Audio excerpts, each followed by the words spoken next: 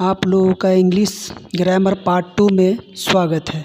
आप लोग पिछले वीडियो में फ्रेज तक पढ़े थे। आज हम लोग क्लॉज से पढ़ेंगे।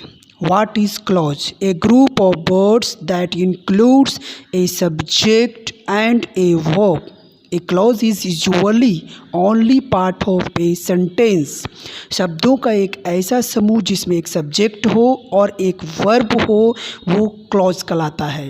एक क्लॉज एक सेंटेंस का एक पार्ट होता है। क्लॉज एक सेंटेंस का एक पार्ट होता है। जैसे एग्जांपल में when it rained they went inside. इसमें आप लोगों को दो क्लॉज हैं। इस सेंटेंस में दो क्लॉज हैं। जैसे आप लोग देखिए व्हेन इट रेन्ड, तो व्हेन के बाद इट है, इट जो है सब्जेक्ट है, सब्जेक्ट के बाद जो रेन्ड है वर्ब है, तो इसीलिए वो एक क्लॉज हो गया। दे एक सब्जेक्ट है, उसके बाद वेंट है, तो वो दे सब्जेक्ट हो गया, और वेंट क्या हो गया आपका, इसमें वर्ब हो गया, तो ये भी एक क्लॉज हो गया। इसलिए हम लोग कह सकते हैं कि the sentence has two clauses. इस सेंटेंस में दो क्लॉजेज हैं। How many parts of a sentence are divided in English? बोलेंगे there are two parts of sentence divided in English. बोल रहा है इंग्लिश में सेंटेंस को कितने भागों में बांटा गया है।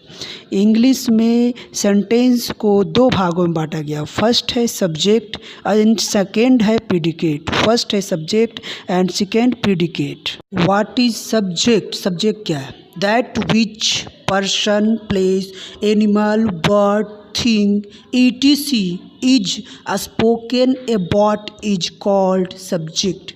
किसी व्यक्ति, स्थान, जानवर, पक्षी या वस्तु के बारे में कुछ बोला जाए तो वो क्या कहलाता है? सब्जेक्ट कहलाता है। जैसे Priya called the police at once. Priya ने तुरंत पुलिस को बुलाया। तो किसने पुलिस को बुलाया? प्रिया ने। तो प्रिया क्या हो जाएगा? सब्जेक्ट हो जाएगा। The elephant has a big trunk. हाथी को एक बड़ी सूंड होती है। तो किसे बड़ी सूंड होती है? तो हाथी को होती है। इसीलिए द एलिफेंट क्या हो जाएगा? सब्जेक्ट हो जाएगा।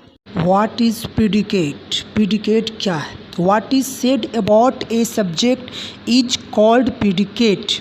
सब्जेक्ट के बारे में क्या कहा जाता है वो प्रीडिकेट कहलाता है। जैसे एग्जाम्पल में Priya called the police at once. Police को तुरंत किसने बुलाया? तो प्रिया ने बुलाया। तो यहाँ पर सब्जेक्ट के बारे में कहा जा रहा है। तो called the police at once किसके द्वारा काम किया गया? तो प्रिया के द्वारा। तो call the police at once predicate हो जाएगा। The elephant has a big trunk. तो हाथी को एक बड़ी सूंड होती है। तो किसे होती है? हाथी को होती है, यानी सब्जेक्ट के बारे में कहा जा रहा है। तो बाकी का हिस्सा किसे, सूंड किसे होती है? हाथी को होती है। तो हैज़ ए बिग ट्रंक क्या हो जाएगा? आपको प्रीडिकेट हो जाएगा। Note, sometimes the subject is left out. It is hidden in commands, imperative sentences. Subjects are hidden, they are in the second person. कभी कभी सब्जेक्ट क्या होता है कि आपको छुपा हुआ रहता है। यह जो है imperative सेंटेंस में ऐसा होता है।